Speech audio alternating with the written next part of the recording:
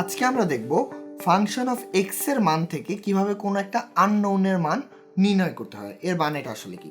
আমরা ইতিমধ্যে জানি যে এফ অফ এক্স দ্বারা প্রকাশ করা হয় ফাংশন অফ এক্স, অর্থাৎ এমন একটি রাশি যেটির মান আসলে এক্স এর মানের উপর ডিপেন্ড করে। যেমন এখানে দেওয়া রয়েছে একটি এক্সাম্পল যে function of x equal to x cube plus A x square minus thrice x minus 6। এখানে লক্ষ্য করো, এখানে এক্স ভ্যারিয়েবলের পাশাপাশি এ একটি রাশি রয়েছে যেটি একটি ধ্রুবক, যেটির ভ্যালু আমরা জানি না। এই মানটিকে আমরা বের করব, অর্থাৎ এফ অফ এক্স এর একটি মান দেওয়া থাকবে এবং সেই মান থেকে আমরা এই আননোনটির মানটি বের করব। কিভাবে বের করব? লক্ষ্য করো, এখানে ফাংশন অফ -2 ইকুয়াল টু 0 দেওয়া রয়েছে, অর্থাৎ আমরা এক্স এর জায়গায় -2 ইনপুট দিব এবং সেটির ফলে ফাংশন অফ এক্স এর মান হবে 0 এবং সেখান থেকে আমরা এর ভ্যালুটি বের করে ফেলব। কিভাবে?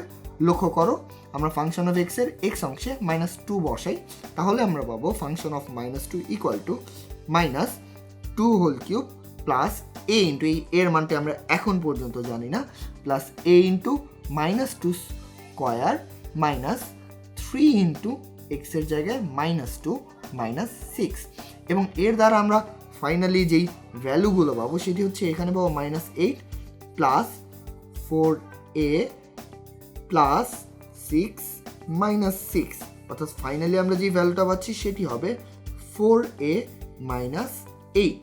বাট লক্ষ্য করো, এফ অফ -2 ইকুয়াল টু কিন্তু 0 আমরা জানি, তার মানেটা হচ্ছে 4a মাইনাস 8 ইকুয়াল টু 0।